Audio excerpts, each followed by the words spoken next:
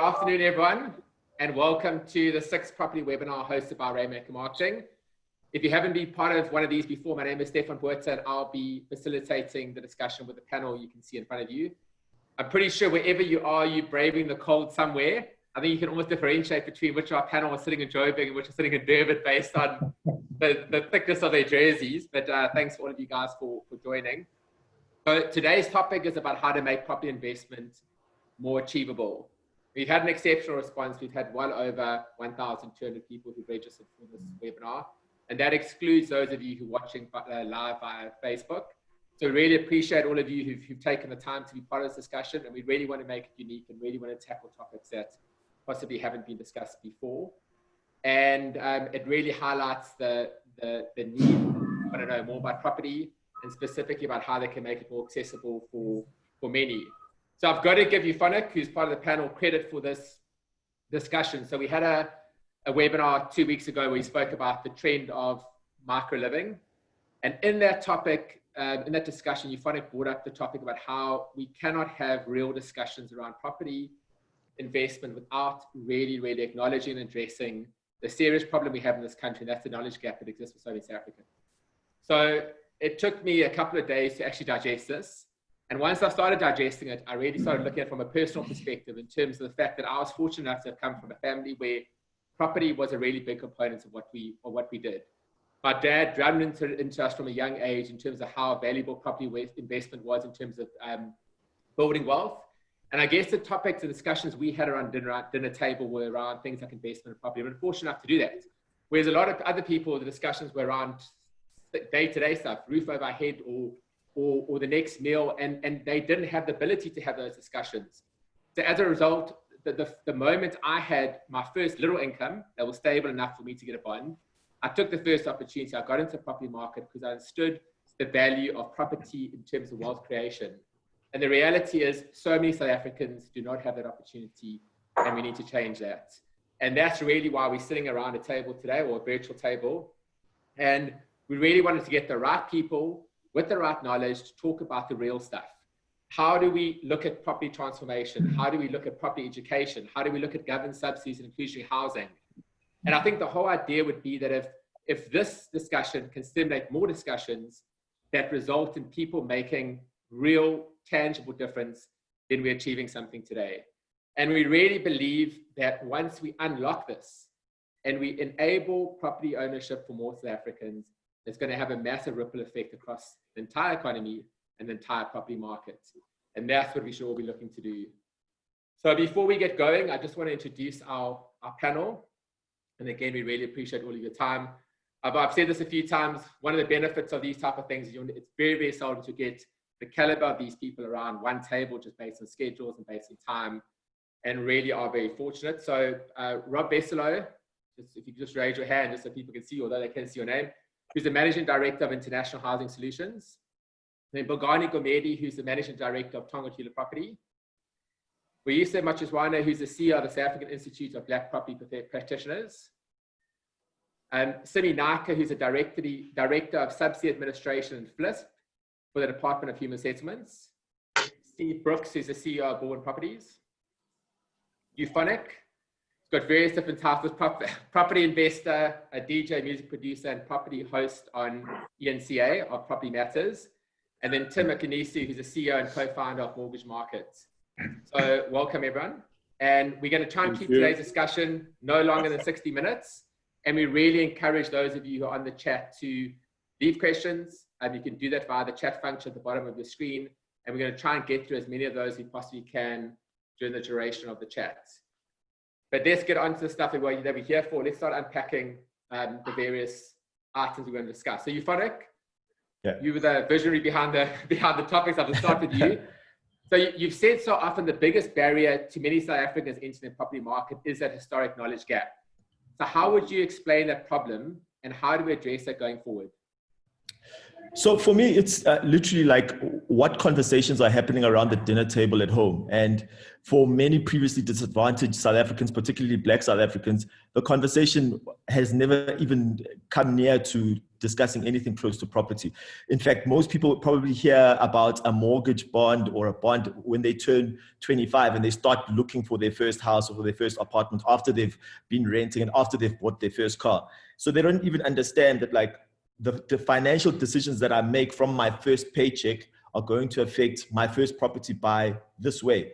And I think also there's a lot of, and I'm going to call them gatekeepers, but everyone that's involved in the property supply chain actually doesn't understand that, like, from the agents to the developers to the banks to the attorneys, if you teach someone how to buy their first property right and help them buy their first property right, that person becomes a potential future client. But what's happening is that a lot of people are buying their first home right, and along the supply chain, either the agent, they feel ripped off, or the bank charged me too much. So people don't even understand the difference between their investment choice and the financial choice.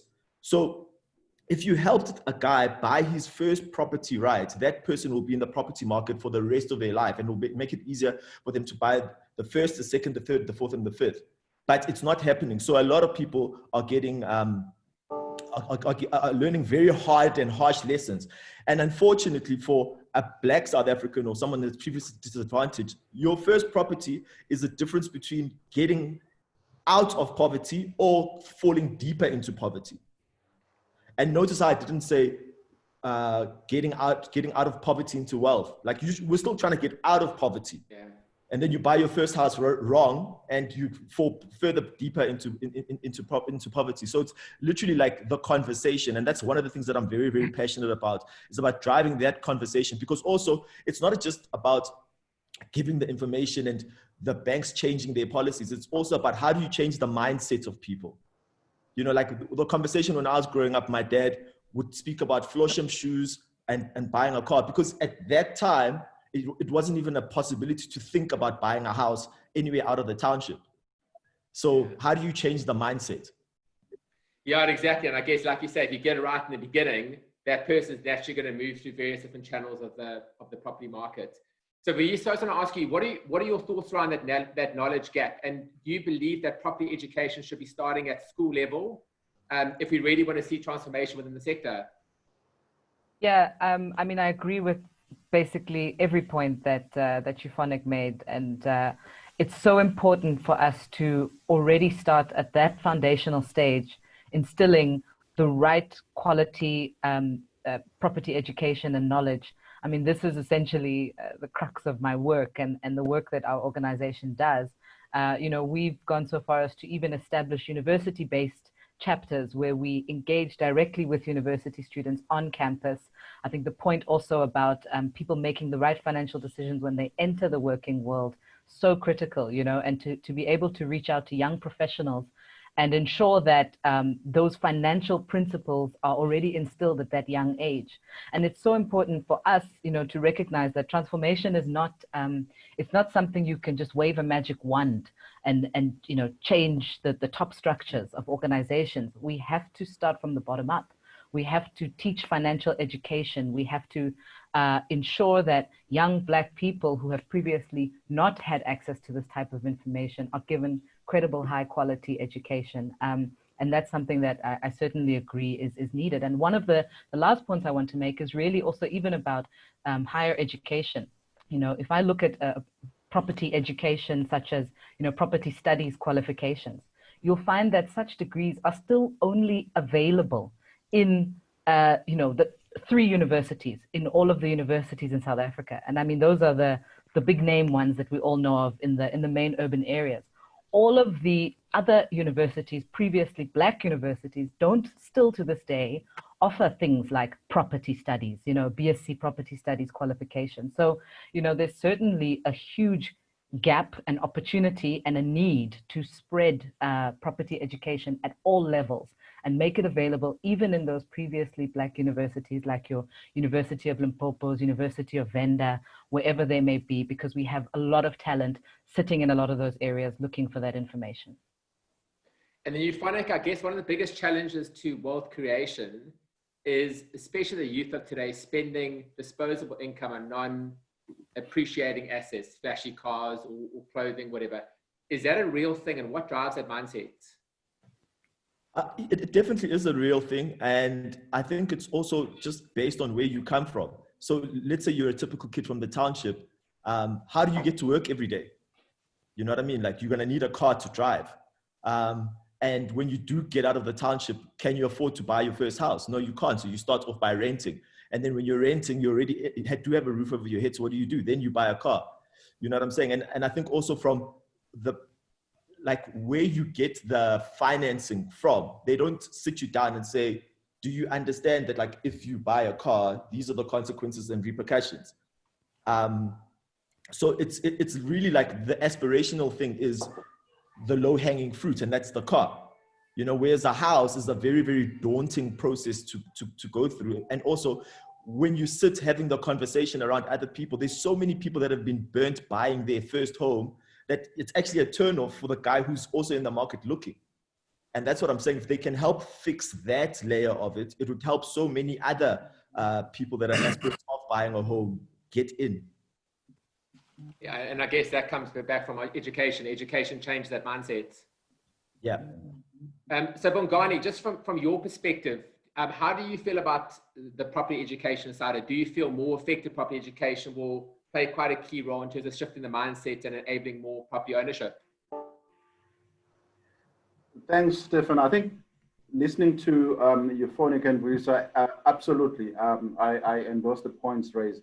I think it's also important to look at what are the structural issues that influence this disconnect between the majority Black population and the property ownership as an asset class. I think one of those, actually for me, it's the two key issues.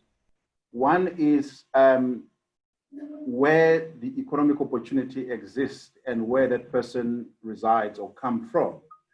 You're either becoming either from the township or from the deep rural areas into a particular urban space that you come to. So your first issue there when you get into that space is, where am I going to stay? So the easiest way to access is going to be through your rental. And the next thing is your mobility and how do I get to and from, you know, the opportunity spaces.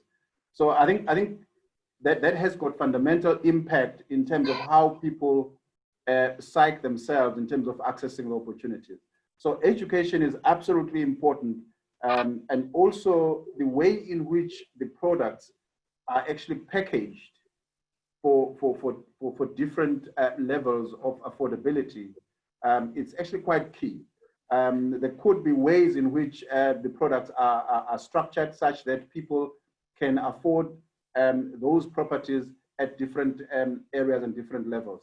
The other issue for me as well is the issue of mass development versus package development for different geographic areas to ensure that people can actually cut the movement distance between the opportunity where you live and as well as where you work, because that also enhances the chances of people actually acquiring and buying property instead of just focusing on the rental market. So education is absolutely key in getting everybody on par. Thanks. Simi, I know you want to chat. I'm going to come back to you. I just want to ask Tim something quickly. So Tim, I know chatting to you during the week, you mentioned that a lot of people don't understand that there are two figures that are most important to you. One is your ID number and the other is your credit score. And why is that credit score so important, and what impact does it have on potential buyers? Yeah, thanks, Stefan. Well, you know, when you look at this idea of your ID, right, it's a number that you know, it's a number that allows you to be identified across the country, right? The second most important number is this number of your credit score, because it's really a combination of how you've conducted yourself with credit, right? So even before you go looking for property, even before you decide to make this decision to become a homeowner, it's important that you understand how have you conducted your use of credit in the past, because that's the first thing that the banks will all look at, right? So the second part of that is, what is the nature of credit that you have used. You know, have you relied heavily on your disposable income, or have you relied on expensive credits such as overdrafts, personal loans, etc.? Banks will look at that because they want to understand that you are not always robbing Peter to pay Paul in this long-term game where you're going to take out a loan over a long period of time. So consumers and everybody out there start to understand really how they've used credit in the past, because it will determine how much credit you're able to get in future. Otherwise, you know, without that level of support from the banks, it's going to make it incredibly difficult to start your property journey if you haven't started demonstrating that you've got a healthy relationship with credit. So I was going to ask you a question that just comes through from a sort of lady, and it just says, how does one even begin to invest in property without startup capital? Well, yeah, I mean, my sense is that that's always $1 million question. You know, how do you get started without any money? You know, my starting point is savings first. You know, if you're able to save up, even if it's just a small amount, because the reality is that the banks are trying to use your understanding of you putting down a deposit to determine your levels of commitment to making consistent payments over a long period of time. So it's not to say that you need to save up hundreds and hundreds of thousands of rands, but anywhere between 50 and 100 and 100K, given the size of your property, is enough to demonstrate that you have skin in the game. And that's really what the deposit is all about. That will allow you to access a lot more credit in future, so you don't have to have a lot of it. But it goes back to this thing of when you understand that there's value in having some level of savings from your disposable income, you'll always be in a position where you can have leverage to negotiate better with banks going forward.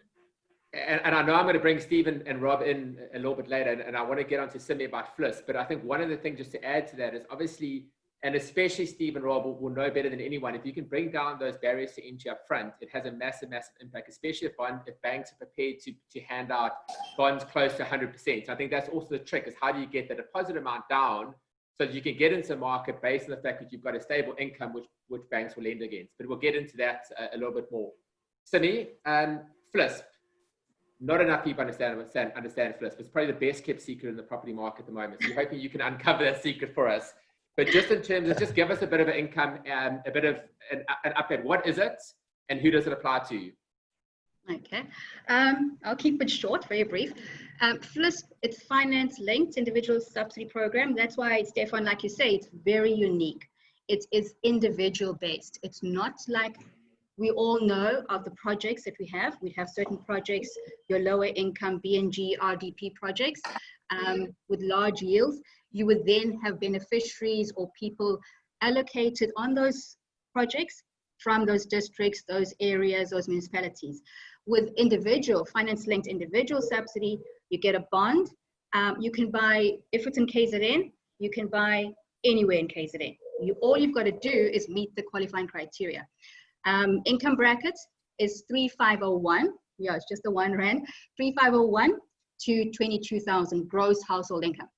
Okay, that means anyone living in the household, husband, wife, cohabitees, dependents, parents, whoever, the full gross household income must not exceed 22,000.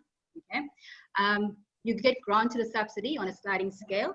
So if you at the bottom end of income, you're earning 3501, you'll get 121,000. Okay, and if you're at the higher end, 22,000 gross household income, you get 27,600. Okay. And just to confirm, that's an actual grant back from government. Yes. Okay. It's a subsidy. It's non-refundable. It's where government is actually subsidizing and assisting you because you are. We call it middle income, but it's actually lower middle income. Some people call it gap market. There's a lot of different variations on the definition. Okay, but it literally is seen as people who need assistance from government. This is key for the last point that Tim was saying, was that you may use this as a deposit. So the person that doesn't get the 100% bond, this is where FLIS comes in. Okay, who needs a deposit and hasn't been able to save, this is where it comes in. You've got to meet the qualifying criteria, obviously. And I've sent 3 pamphlets we can share with people that are joining us. But literally, you've got to be 18, you've got to be South African, South African citizen, sorry. You've got to be married or cohabiting. If you're single, you've got to have dependents, okay? You've got to have never owned a property before. So if you've owned and you now don't own, unfortunately, you cannot come to us for a subsidy. And you must never have received a subsidy from government, and you qualify. Okay. And Simi, what happens if you've already purchased, you've already got a bond, can you still apply for FLISP? That's actually a very good question. We do have retrospective application of the subsidy. So whenever the policy was revised, 1st April 2012 up to 1st April 2014, you may apply, but you've got to meet the qualifying criteria at that time. Okay. Again, a change in 2014. So literally, we're going back to 2012, and we'll give you a subsidy if you meet the qualifying criteria at the time. Okay. And if you want to go into that, yeah. No, but and I think in terms of what's allocated for FLISP, how much of it is spent? Is there more give there? I think so. I think so, very much so, because look, it is such a priority at a national level. You know, this is a market, a segment of the community that's never been assisted, low income. And so they are now working, they're earning, they could never get that subsidized free house. So we do assist, but you've got to be able to meet all the qualifying criteria. Okay. Yeah. Sorry, just on the follow-up, yeah? No, did you need to follow up? No, and I think there was just one question that came through. If you've got a guarantor on your bond, can you still apply for FLISP? It's a question that's just come through now. A guarantor. Look, what we would do is that's the tricky one.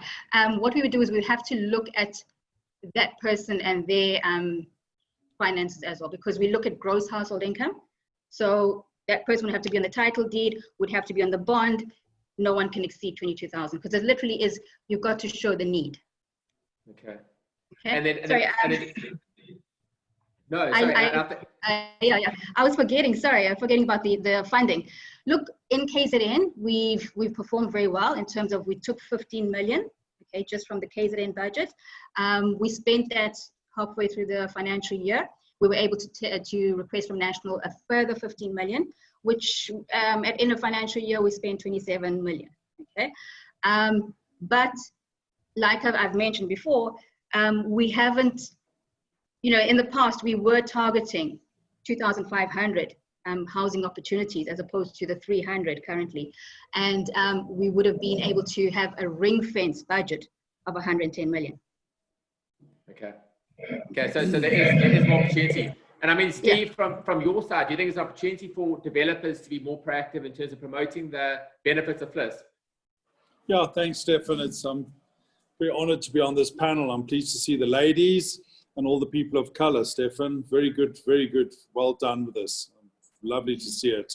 I've been quite vocal about that on other webinars. So, Rob, it's just me and you that are the odd ones out. Well done, ladies. Well done, ladies. Well done, guys. Brilliant. Yeah, Stefan, you know, I think, if you look behind me, you know, Borwin had the courage to do a development right next to Mamelodi, where we've got true integrated housing. You know, we're about to launch our next model, which is at 495, you know, and that's the FLISP category, you know, FLISP category from a buying point of view, and government subsidies is what we're looking at.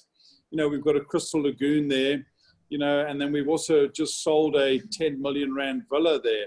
So, you know, that's true integrated housing, you know, from 495 all the way up to 10 million. And I think that's what Borwin is trying to create. You know, everybody's aspirational, as Bongani and Euphonic and Tim and all you ladies said.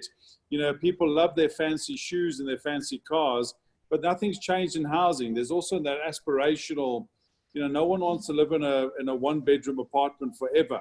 You know, you are hopefully going to get married, have children, and you're going to progress. So I think that's very important in an asset class, that there is that step up, that you can get into housing and start it. And, you know, we're doing our bit for this country. You know, we've got the horrible legacy of apartheid. We need a lot of education, and I believe developers should also be educating clients and protecting clients.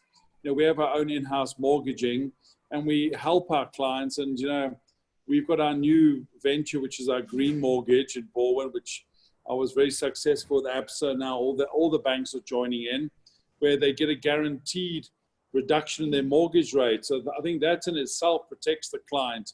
And then with these fantastic subsidies that are out there, I believe this is the way to get the previously disadvantaged people into housing. And I believe that Borwen's doing our bit in this fantastic country of ours after this horrible COVID-19 to get this thing moving. And I believe it's the future.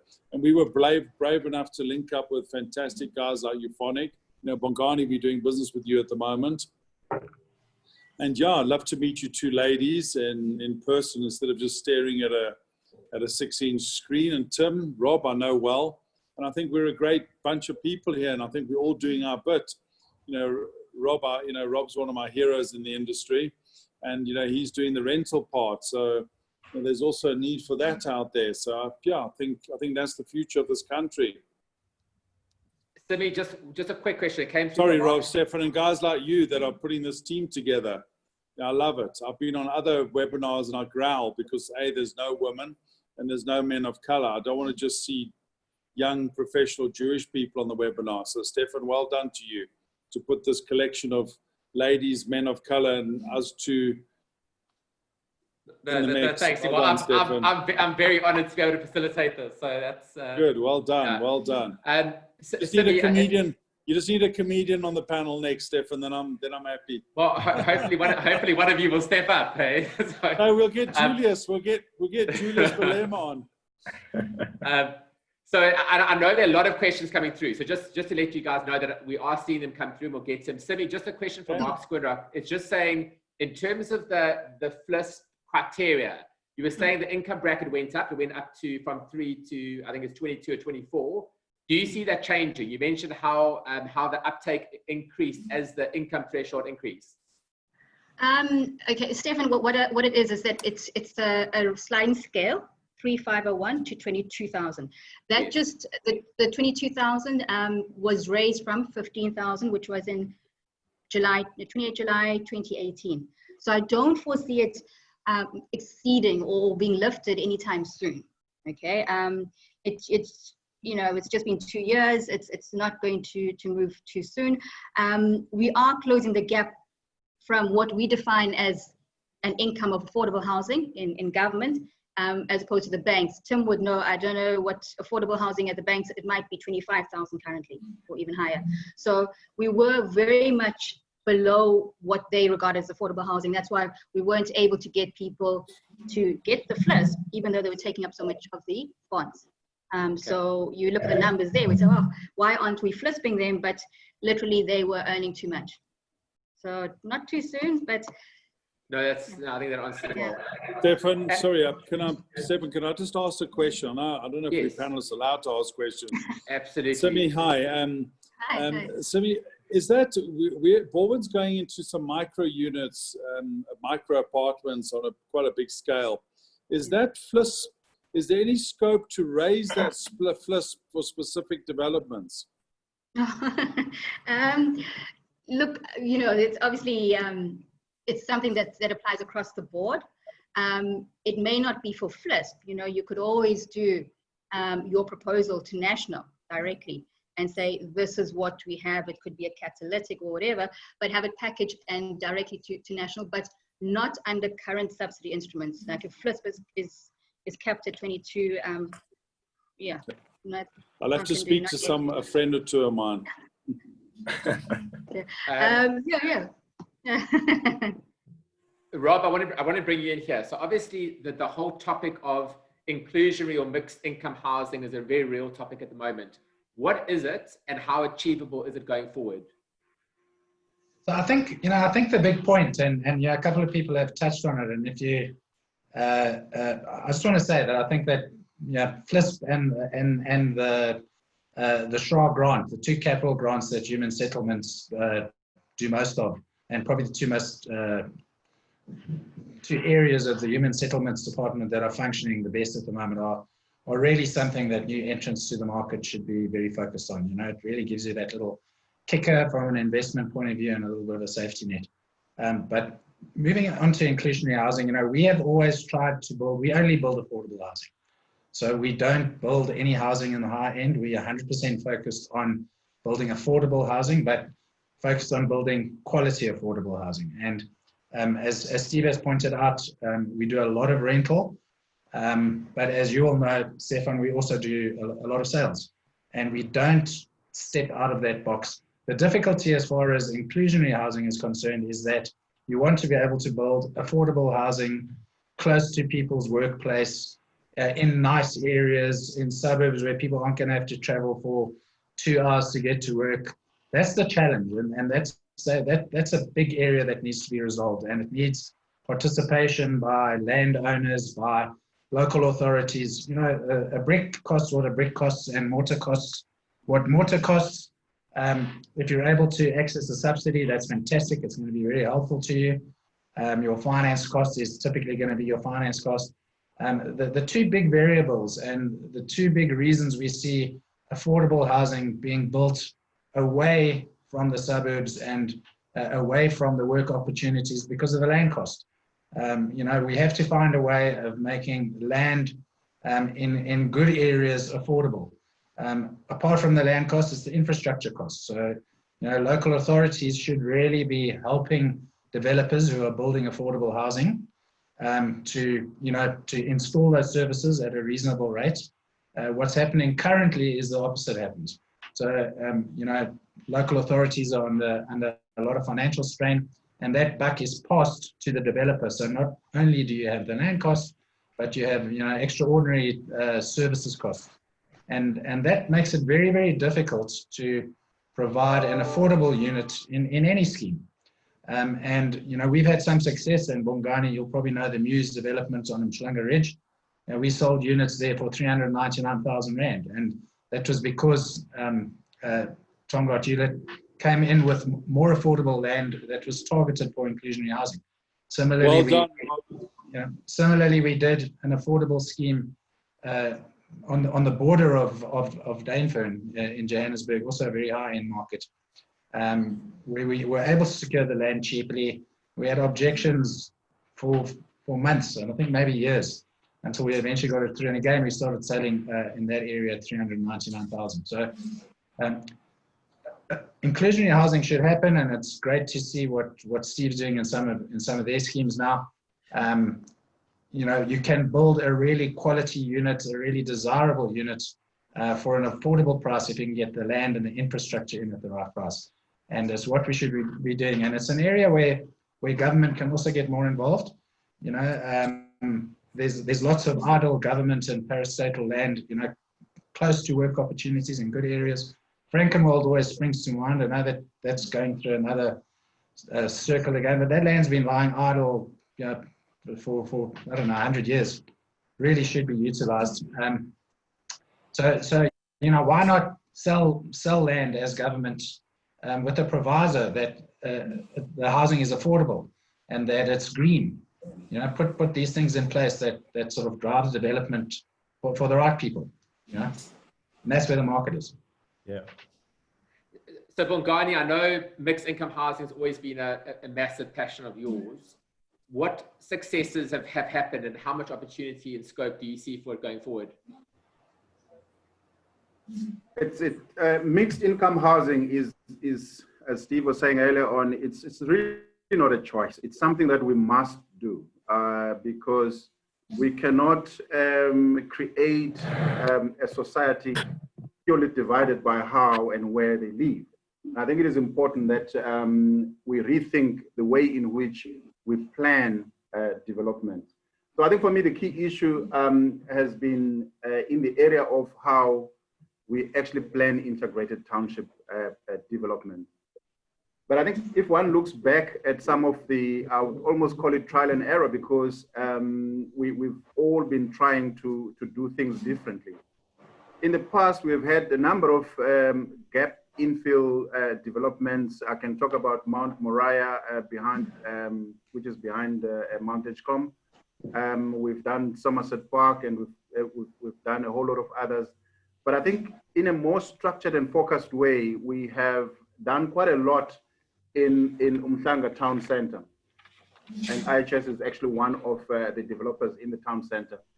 We've got a number of developments: Seasons Court, Seasons Park, Twilight Park, Summer Park, Manhattan News. There's a whole lot of others to look at the different levels of affordability that comes into the space. But I want to comment also that one of the areas that we have struggled has been to actually bring in the very entry level. When you start to look at the people that work in a particular area, you need to ask yourself a question: where do they live?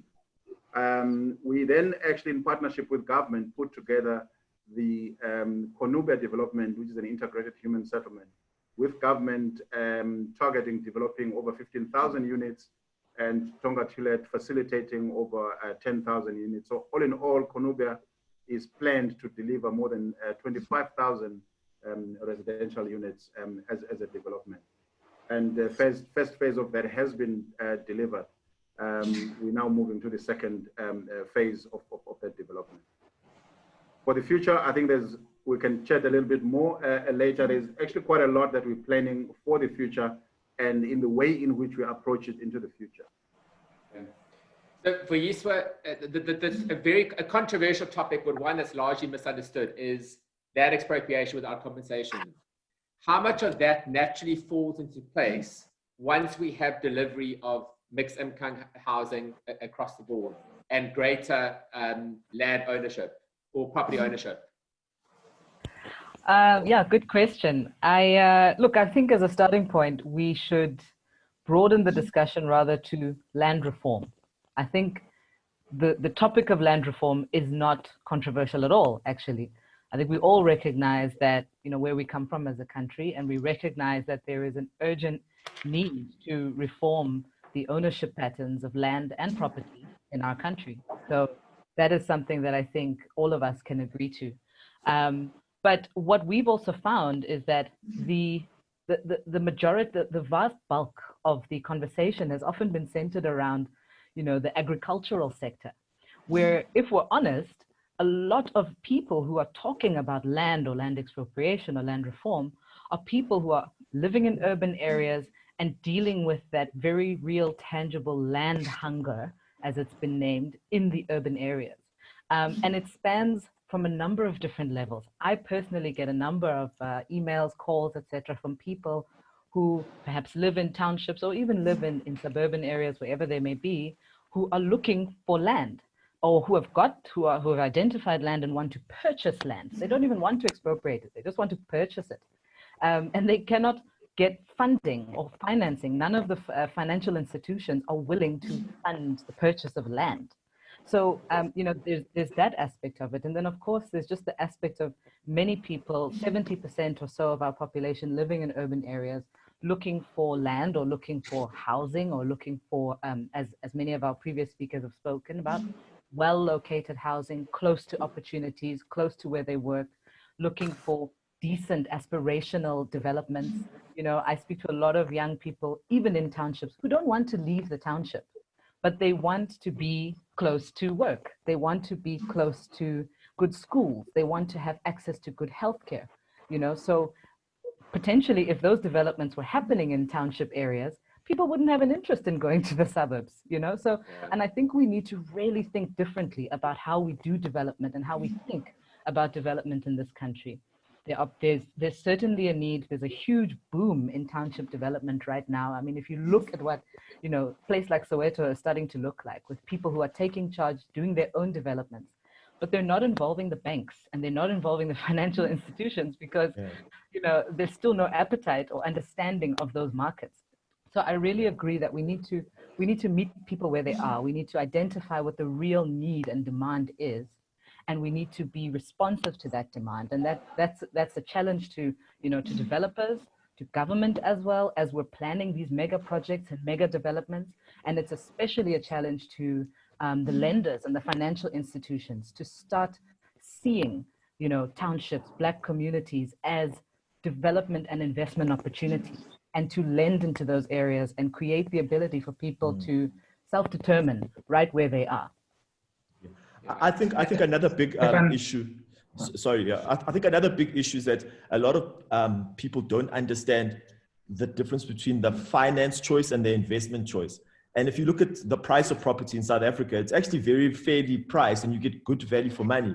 But the problem is when you go to the banks to get the financing, you end up paying almost double of what the property costs. And that's where the barrier to entry is like largely a big problem. And I wish like we had like someone from the bank here or someone from the government here as well to be able to address that particular issue. Because if you can help people with the financing part largely, like it's a no-brainer. Like between Poland and what the IHH is doing, there's a lot of very well-priced, good value for money property. And it's just inaccessible because it's too expensive to borrow money for it. Rob, I know you want to come in there. Yeah. Can I maybe jump in also in line with both what Yusra and Euphonic said? You'll see the picture behind me is a development in Soweto called Fleurhof that we did with Calgro. And I think this is a classic example of what can happen when government and the private sector work together. Everything that we've spoken about is in this development behind us. We built nearly 10,000 houses. The infrastructure was heavily subsidized by province and the city of Johannesburg. There's a lot of FLISP housing in there. There's a lot of social housing, which was SHA grants. There's commercial rental housing. There's a lot of single ownership. It's honestly got everything. And the reason, and at the right price, Euphonic, we came in there really, really cheaply because we didn't have to overpay for infrastructure. The infrastructure was part of the subsidy and it was part of the sort of team effort. But what was needed to unlock that development before anyone would do anything was 100 million Rand upfront equity investment. So now before there was a road or a pavement or anything, someone had to invest 100 million Rand on risk. And fortunately, because we operate in the private equity space and it was early on in our fund life, we had that 100 million to invest and the risk profile was okay because of, it was what we did. But it's quite a big ask to actually ask any residential developer to put down that amount of money on risk, essentially. As it turned out, it worked very well for us. But, we've got one down the road in Jabulani, right opposite the Jabulani Mall, where we were supposed to build 4,000 units. We also acquired that land on risk. We got 1,200 units into the scheme, and a lot of you will know, right next to the hospital, next to the mall, next to the Soweto Theatre. And for the last 6 or 7 years, we haven't had electricity to finish the scheme. And, we've been getting no help from anyone on that. So yeah, it's a leap of faith. But I think that if there's better coordination and interaction between governments and the private sector, and I think Fleurhof is a classic example of a very successful integrated development. I still think that we could do more of those, closer to the work opportunities. So imagine Frankenwald being what Fleurhof is. But I do think that's a good example of what can happen. And I think obviously a lot of the questions coming through are about private and public sector interaction. But you said that's obviously a huge component of what you do on a day-to-day basis, is that linkage between the two. Certainly. Yeah, it's certainly, there's, we've identified, fortunately we operate in neither, as an NPO, a professional association, we speak on behalf of private sector, but we have a lot of front-facing engagement with government. And it's a constant revelation just how disconnected actually what's happening often, the discussions that are happening in government, the understanding at a micro level of the needs and the industry and the mechanisms and how things work. And I think often government does have good intentions, but the manner in which the programs are designed does not always deliver the intended outcome because there's a lack of proper consultation. So, I always joke and say, our organization is kind of like a bee that just runs around pollinating all the various, departments in government, because again, even intergovernmental coordination can have its limitations. You've got human settlements doing one thing, public works doing another thing, COGTA doing another thing. Treasury doing another thing, and actually we're all trying to solve the housing challenge. So there should be a far greater degree of coordination between all of those different entities. And I think professional associations and organizations have a very important role to play in facilitating that kind of collaboration and interaction between government and between the private sector. But sorry, Stefan, can I just ask Rob, is that electricity still a problem at Jabulani? Yeah, still a problem. Okay, look, I'm quite fortunate. I've got someone's ear. So, Rob, if you don't mind, I'd like to talk to you offline about that, because I think I can help you with that. Yeah. And will you say just one more question, then Tim, I want to get onto you about the financing. All roads lead back to financing at the end of the day. But there are a couple of questions. We obviously speaking largely about the end use and how we unlock, but we also, there've been quite a few questions around from Black developers who's saying, listen, there's one specific one here where he's talking about how he has a vision for student accommodation. He's got the land. It's very overwhelming. How does he go about making this happen? I mean, what would your advice be to someone like that? Well, I mean, firstly, kudos to him that he's got that land and that he's already got a plan in place. I mean, he's already 60% of the way down. So congratulations for that.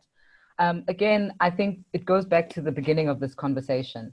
You know, seek out partners, seek out, obviously, if it's a knowledge or education gap, there are opportunities available. Our organization runs, for example, a developer, entry-level developer targeted program, which, you know, feel free to contact us about that.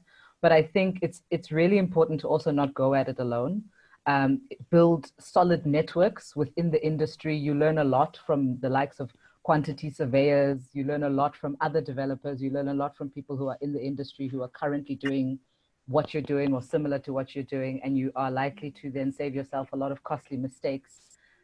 You know, so I think certainly networking and building those industry connections, empowering yourself with high quality, you know, formal education actually in what you're trying to do, if it's not your original area of specialty, and certainly just doing the research. You know, I think people think it's so easy to just see a piece of land and build something on it. And I think a lot of people around this table probably testify to how quickly you can dig a deep hole for yourself if you walk into that blindly. But again, I think with the right educational support, with the right network support, with the right you know, industry links, it's possible and it's doable for anyone who's really trying to get into that space. Okay. And then Tim, I'm basically a broken record. Anyone who knows me, when it comes to interest rates, I tell every single person I see that the interest rates are lowest they've been in 50 years. And I think a lot of people don't necessarily understand interest rates. They also don't understand that the banks also have to lend, and that's actually how you get to your prime lending rate. But how do guys going to market now, when the interest rates are low, know that it's not going to go up pretty soon? Sure. So, Stefan, before I even answer that question, there was a point that we also raised about land and the question about how people understand that, right? So, I think to simply put it this way, land on its own is not valuable. And I think that's what people need to understand, that it's important that land is surrounded with amenities that are going to develop around it. So when you build a house, you've got to make sure that there's a good network of roads, schools, hospitals, artisan centers, and all these other things that make up society. And that's what really gives that place its true intrinsic value. Outside of that, land is not that valuable. So I just wanted to make that point. So the question around interest rates. So, right, interest rates have been, you know, they're at historic lows. I think we all know that. But the real point is, what does that really mean on an everyday basis for the average man, right? And a low interest rate environment simply means that the cost of debt is significantly reduced. So if you are now in a position where you thought you could not afford $1 million house, well, guess what? It's about 2,500 Rand a month cheaper to be able to get into this place as a direct result of the nearly 300 basis points reduction in the interest rates in the last, call it 100 days. So it's very important for people to understand that that's how the government is using interest rates to stimulate the economy, because in a market like this, interest rates have to remain low to stimulate spending. And I've been asked by a lot of customers to say, oh, well, Tim, well, what if I buy this place now and COVID ends, you know, interest rates are going to go straight back up. And the simple answer to that is that interest rates aren't going to go back up anytime near in the future, right? The economy and property, they track each other alongside. So for as long as the economy is still on its knees, which is going to be the case for the next 24 to 36 months, you're going to have a low interest rate environment.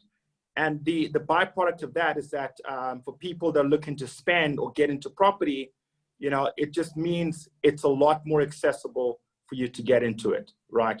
If you're taking a long-term view on where the country is going, and you know, buying property is a necessity, you know, i.e. your primary residence, well, then you are, you know, the timing here is perfect for you because you'll be able to afford a lot more than you could, say, 2 to 3 years ago. And I guess for those of the threshold who are currently renting because they previously couldn't afford to purchase. Yeah, so it's a fine balance that I think has tilted in the way of the people that are actually building homes for sale. So Rob, I think Steve might have some tailwinds behind him now, because quite simply, if you could rent a product, right, for 1,000 Rand, the same product can be bought for 1,200, and it's a product that you need every day. So it's a no-brainer for you to be able to say, instead of renting this thing, I might as well just own it or put myself on the path to owning it immediately. And that's what the low interest rate environment has done, is that it's actually closed that gap between the rental amount versus the monthly rental, the monthly installment that you'd be expected to pay. So, but having said this, it doesn't mean that you simply go out there and buy it. You know, you would still need to have a certain level of confidence about your earnings potential over a long period of time, and also, you know, you would want to be in a position where you expect to buy this house and stick with it for at least 5 years. So I would still say, if those two boxes are ticked, then definitely you should be looking to buy the place that you're currently renting. Can I maybe just make the point at the same time, and I think you know, that's yeah, agreed with all of that. I think particularly given what we're talking about property as an investment, and educating people about investing in property. There's no reason why you can't do both. There's no reason why you can't rent a house and buy a house and rent your house to somebody else, you know, or rent a series of houses.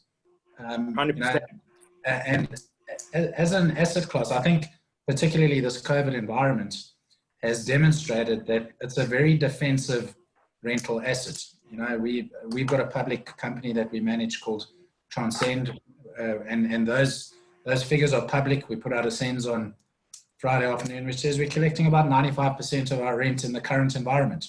You know, when you look at the average retail or commercial REIT, they're collecting 30 or 40%.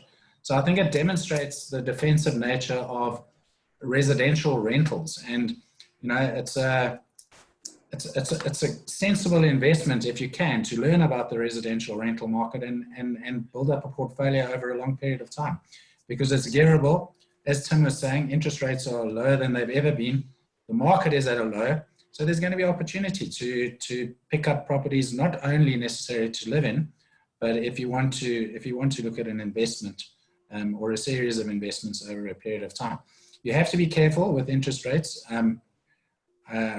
I was much younger, in the sort of mid-90s, when I started buying residential properties as investments, getting 100% bonds. And I think most of us, well, a lot of you won't remember, but in about 1998, interest rates went to 25%. At that point, my investments were not worth much at all. So you do have to be careful.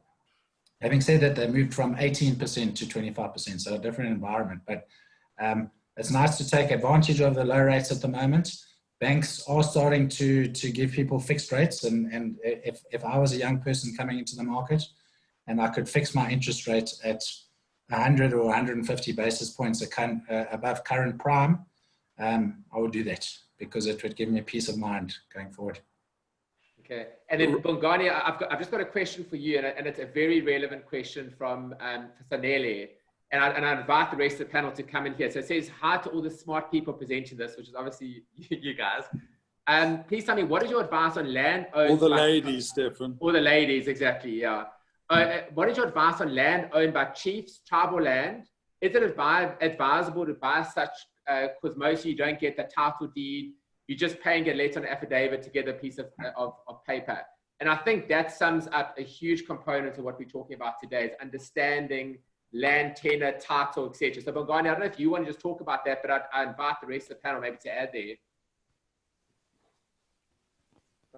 Thanks. Obviously, land tenure is one of the key challenges that we face as a country, because in different areas we've got different forms of tenure, even communal land in different former TBVC states, if one could refer to that, assumed different tenure forms. In KZN, for example, we've got about 2.7 million hectares of land under Ngonyama Trust, which is communal. And I myself grew up living in that kind of environment. I think what is key is that investments do happen in those areas. You have to go through the application processes that tend to escalate all the way to the municipalities, to actually obtaining your long-term leases, and in some instances, at least in KZN, the Ngonyama Trust Board can actually allow certain far more secure tenure on land. People are able to develop in those areas, but it varies from area to area. Just to talk a little bit more actually on how we've approached our land portfolio going forward, is that we have actually aligned our entire land portfolio with provincial government strategic development corridors to ensure that our long-term planning is actually coherent with government plans. Infrastructure is often the key barrier to the pace of actually developers. So planning with government early and finding ways of overcoming funding of infrastructure, as well as bringing in social amenities that makes housing homes and villages that people can actually live in those environments, as well as aligning with public transportation systems.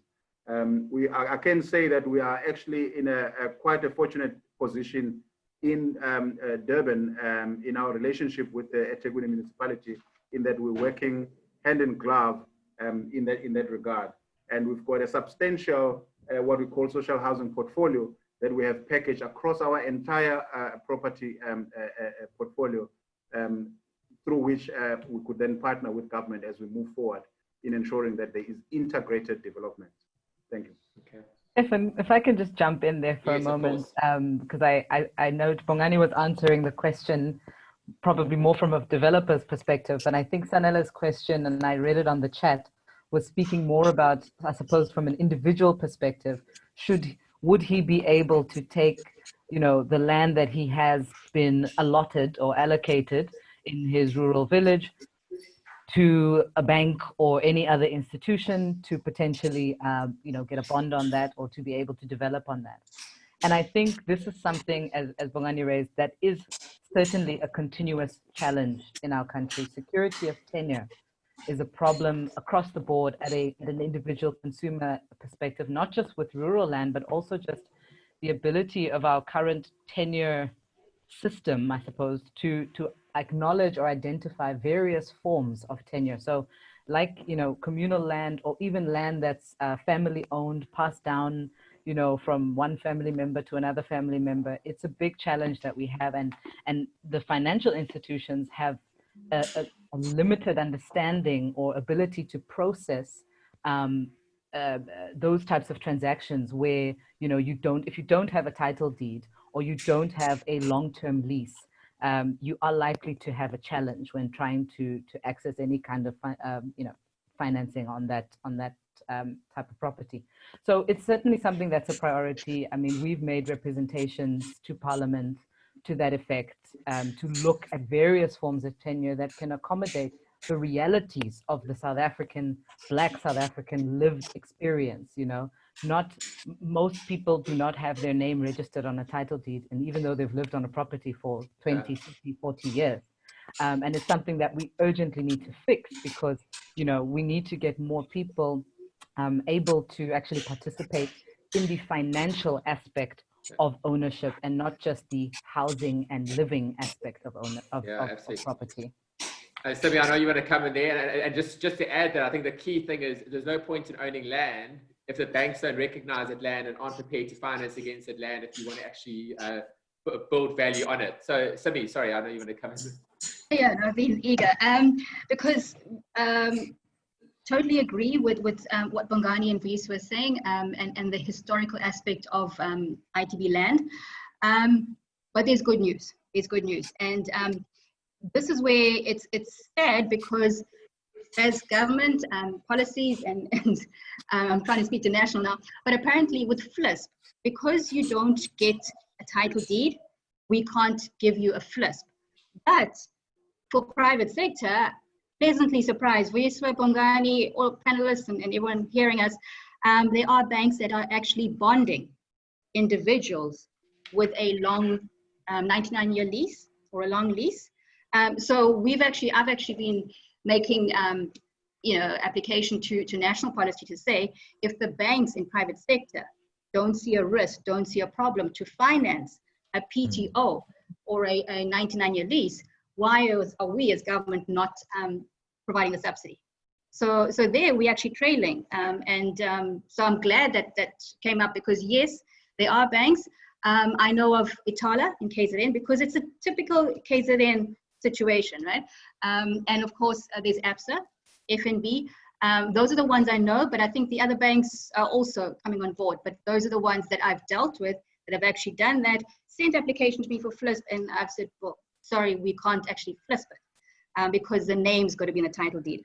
So that is a bit of good news in terms of the private sector and the banks. Okay.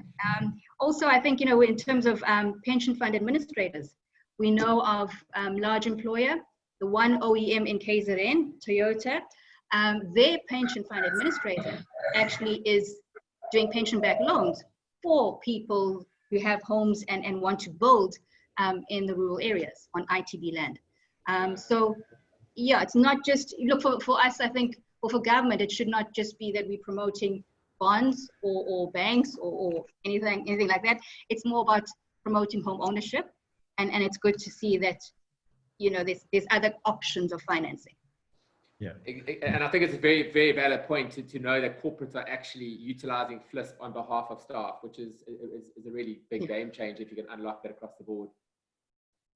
Stefan, yeah, if I could take advantage, yes. Bongani and Tonga Hewlett. I think we've long, as FLISP KZN, we've long been liaising with Tonga Hewlett. We went together with Itegwini and personnel from Tonga Hewlett DevCo to form a link. Rob would be interested to know that it's obviously, you must know about it, won Govan Mbeki Award in 2014. It is a very good success of public-private partnership. General Motors financed that. Land was very low cost from the local government, and it was a combo, which is very nice. It was a combo social housing, so you had the grants coming in and assisting to cross-subsidize, and there was a portion for FLISP, and the typologies were lovely. And so thank you to Tonga Hewlett. We went and saw that, trying to replicate that, trying to look for things here, hoping we hear more of the combos of FLISP and social housing, because I know as much as I would promote FLISP and home ownership, of course, there's always a need for rental. You don't always want to buy in certain areas where you need to be for work. So there'll always be that market. Yeah. And I think we unfortunately we're going to have to wrap up. And I really would encourage, or am really going to suggest that we try and have another discussion. I know there's a huge amount of comments that have come to say an hour isn't enough. There's so much more to get through, and I totally agree. And I apologize to all the people who posted questions that we haven't been able to answer. But maybe it would be an objective if we can get the time to get this panel back and really dig a little bit deeper. You find, I just want to ask you one last question before we go. What is the one thing that excites you most about what can be achieved if we really get transformation right within the property sector? Look, I mean, like besides wealth, I think every single person being able to have that proud moment of owning a title deed, and being, because it's a great sense of pride that comes with that. And like a lot of people that don't have title deeds and don't have a home, borderline feel worthless because, I mean, like having a home is one of the most important needs that like anyone can have. And I think also from my side, I think like just listening to everyone talk, it further reiterates how the onus is really on every single individual to pick up a book, open Google, read, educate yourself as much as possible, because the onus is on you. It's on your shoulders, on your personal shoulders, because the information is out there, you know, and you just need to go out there and look for it. And if you're not doing that, you're not going to get it, and you're not going to be able to excel in the property market. So yeah, that's what I got to say. Thanks very much. And I just want to thank everyone. I really hope that today's discussion will help end users, developers, people just think about things in a different way. And like we said, if one discussion at a time, we can get people to think a little bit differently, and we can institute change, then we're achieving a hell of a lot. And just listening to all of you today, it makes me very, very proud to be involved in something like this, and just to see what can happen when people work together and with an aligned vision. And it's really encouraging to see if this is the kind of vision we have and the type of role players, what we can achieve going forward, and how we can really level the playing fields across the board. So I thank all of you who've joined us. We will be posting a recording of this video, so we'll send to every single person who's registered a recording. I know a lot of people have asked about that. You can then share it on, and like I said, we'll try and do a version 2 of this where we can dig a little bit deeper. But thanks to all of you for your time, and stay safe and have a good week going forward. Thank Cheers, you. everyone. Thanks, guys. Thank you, Thank you so everyone. much, man. Okay, bye. Cheers, guys. Cheers. Bye, bye. Thank you. Cheers.